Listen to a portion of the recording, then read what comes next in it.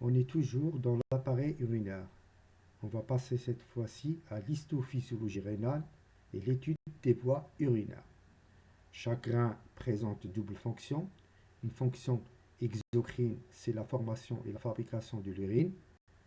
Et une deuxième fonction, c'est la fonction endocrine, caractérisée par la synthèse et l'excrétion de la rhinine, de l'érythropoïétine, des prostaglandines et la conversion de la vitamine D3 en 1,25 hydroxycholécalciférol, c'est-à-dire la forme active de la vitamine D3. Pour la formation de l'urine, elle se fait par double mécanisme. Premièrement, par la filtration glomérulaire, qui se fait au niveau du glomérule de Malpighi, et deuxièmement, par des phénomènes de réabsorption et sécrétion tubulaire. La filtration glomérulaire, elle est assurée premièrement par l'endothélium vasculaire du capillaire sanguin, deuxièmement la membrane basale, troisièmement le diaphragme qui s'étend entre les pieds des podocytes.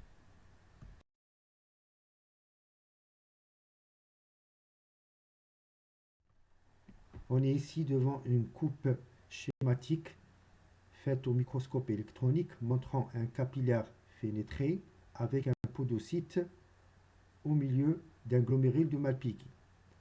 Donc on a trois niveaux de filtration glomérulaire. Le premier niveau, c'est la cellule endothéliale qui sert à filtrer le sang. Puis vous avez le deuxième niveau, c'est la membrane basale de la cellule endothéliale. Et en fin de compte, vous avez le troisième niveau, c'est le diaphragme qui s'étend entre les pieds des pédicelles des podocytes. L'ensemble vont filtrer le plasma sanguin pour assurer la formation de l'urine primitive qui se trouve dans la chambre glomérulaire du glomérule. Après la filtration glomérulaire, on va passer à la réabsorption et sécrétion tubulaire. Premièrement, au niveau du tube contourné proximal, se fait la réabsorption de 85% de l'eau et de sodium, 90% de potassium et la totalité du glucose et les acides aminés. Au niveau de l'anse de Halley, avec sa branche grêle, l'eau et le sodium diffusent librement.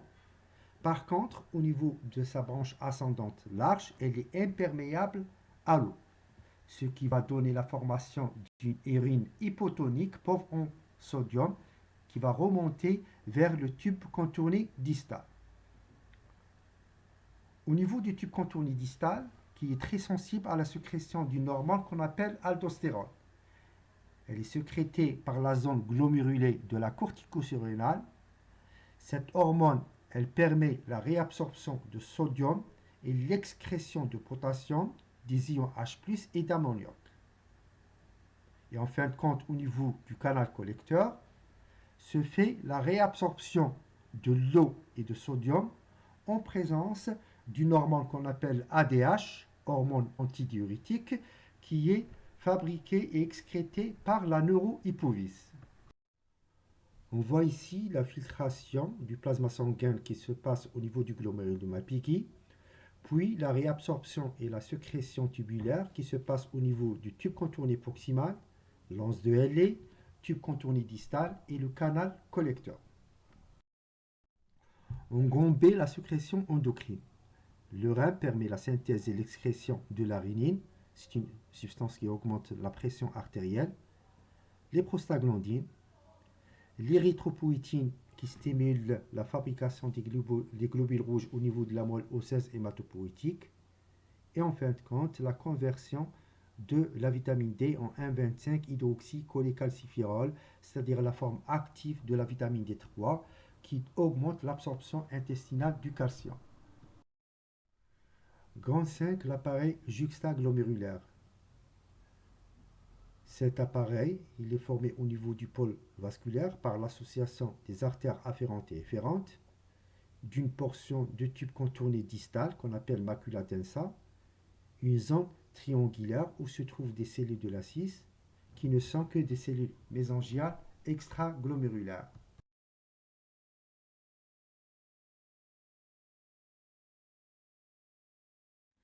Les cellules myo-épithéliaux de Reuters.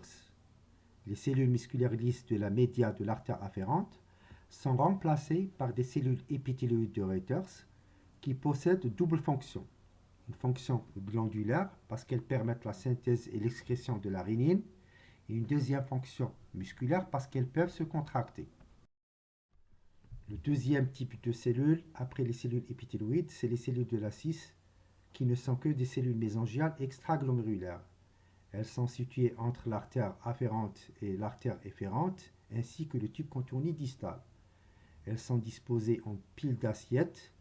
Elles sont pauvres en organites cellulaires. Elles communiquent entre elles par des moyens de jonction type gap junction. Troisième type de cellules, c'est la macula densa, qui ne sont qu'une partie des cellules du tube contourné distal en regard des cellules myoépithéloïdes de l'artère afférente. Elles possèdent des chémorécepteurs sensibles à la chute du sodium dans la lumière du tube contourné distal.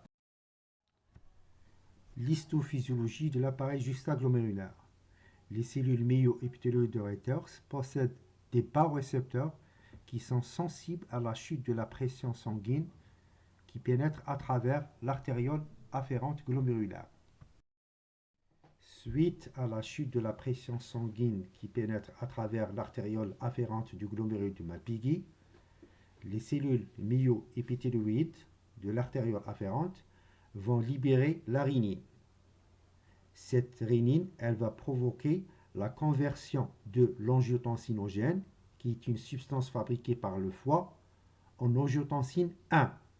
À son tour, l'angiotensine 1 est convertie en angiotensine 2 en présence d'une enzyme qu'on appelle l'enzyme de conversion. Et c'est cette angiotensine 2 qui va provoquer une vasoconstriction de la paroi de tous les vaisseaux sanguins périphériques, ce qui va provoquer l'augmentation de la pression sanguine. On va passer maintenant aux voies urinaires. Ils sont de deux types. On a le haut appareil urinaire, représenté par les reins, les calices, les bassinets et les urétères. Puis, vous avez le bas appareil urinaire, représenté par la vessie et l'urètre. Commençons par le haut appareil urinaire, c'est-à-dire les calices, bassinets et l'urétère. La paroi, elle est faite de 3 couches, une muqueuse, une musculeuse et une adventice. Pour la muqueuse, vue au microscope optique, elle possède un épithélium pseudostratifié polymorphe type urinaire qu'on appelle urothélium, c'est-à-dire possède plusieurs couches cellulaires et toutes ces cellules ont un contact avec la membrane basale. Vu au microscope électronique, on a une forte cohésion intercellulaire avec un épaississement du fait externe de la membrane plasmique des cellules superficielles dû à l'existence d'une substance chimique qu'on appelle la cuticule, qui va renforcer la barrière épithéliale. Et en même temps, on a mis en évidence la rareté des organites intracellulaires. Pour le chorion de la muqueuse, il est riche en éléments sanguins, lymphatiques et nerveux. Il est dépourvu de glandes. Puis la musculeuse, elle est faite par des fibres musculaires lisses, disposées en deux plans, l'interne longitudinal et externe circulaire, dans les calices, le bassinet et les 2/3 supérieurs de l'urétère. Par contre, au niveau du 1/3 inférieur de l'urétère, vous avez la disposition des fibres musculaires lisses en 3 plans. L, C, L, longitudinal interne, circulaire moyenne et longitudinal externe. Pour l'adventice, elle est faite par un tissu conjonctif lâche contenant des fibres de réticuline, des éléments vasculo-nerveux et des adipocytes. On observe ici une coupe schématique au niveau du 2/3 supérieur de l'urétère, qui est formée par 3 couches. Premièrement, la muqueuse avec un épithélium pseudostratifié polymorphe type urinaire reposant sur une membrane basale qui le sépare d'un chorion conjonctivo-vasculaire.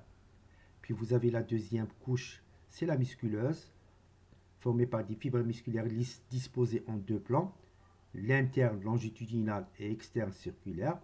Et en fin de compte, vous avez la troisième couche externe, c'est l'adventice, formée par un tissu conjonctif lâche contenant des vaisseaux sanguins, des vaisseaux lymphatiques, des filets nerveux et de la graisse.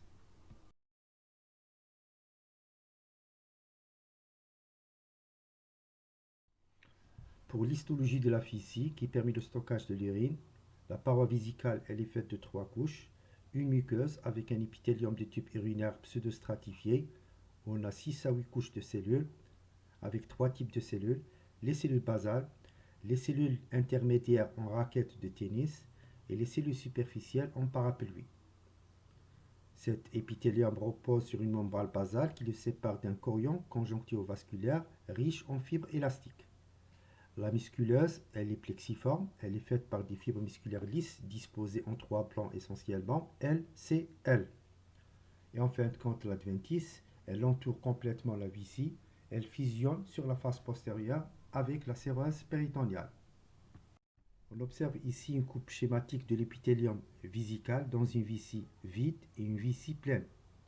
Pour la vessie vide, on observe l'épithélium pseudostratifié qui est formé par 3 types de cellules qui sont les cellules basales, les cellules intermédiaires en raquette de tennis et les cellules superficielles en parapluie. Après la vessie, on va passer à l'urètre.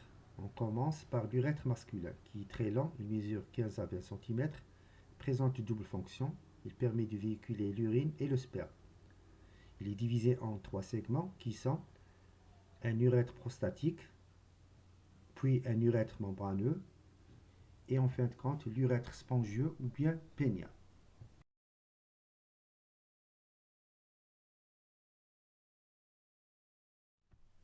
Pour la structure histologique de l'urètre, il présente une muqueuse avec un épithélium type urinaire près de la vessie, puis pavimenteux stratifié ou pseudostratifié qui va se transformer en un épithélium pavimenteux stratifié non kératinisé près de méa urinaire.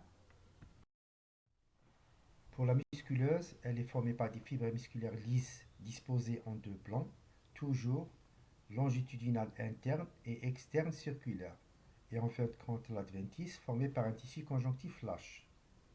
Après l'urètre masculin, on va passer à l'urètre féminin. Il est purement urinaire, il mesure 4 à 5 cm, il est très court. Sa structure histologique est identique de celle de l'urètre masculin, avec en plus la présence des glandes périurétrales muqueuses qu'on appelle les glandes de Scale. On observe ici une coupe schématique de l'urètre féminin, celui de la femme, qui est toujours formé par 3 couches, une muqueuse, musculeuse et un adventice. Pour la muqueuse, un épithélium prismatique stratifié ou bien pseudostratifié, reposant sur une membrane basale qui le sépare d'un chorion conjonctivovasculaire dans lequel on voit des glandes extra-épithéliales qu'on appelle les glandes de Scale. Puis vous avez la deuxième couche, c'est la musculeuse, formée par des fibres musculaires lisses, disposées en 2 plans, l'interne longitudinal externe circulaire, et enfin l'adventice, formé par un tissu conjonctif lâche. Après la formation des urines dans les 2 reins, l'écoulement des urines se fait à travers le péristatisme urétral, qui est contrôlé par le système nerveux végétatif. Puis le stockage des urines se fait au niveau de la vessie. L'émission des urines par la vessie, elle est contrôlée par 2 sphincters. Le sphincter lisse sous contrôle végétatif et le sphincter strié sous contrôle volontaire.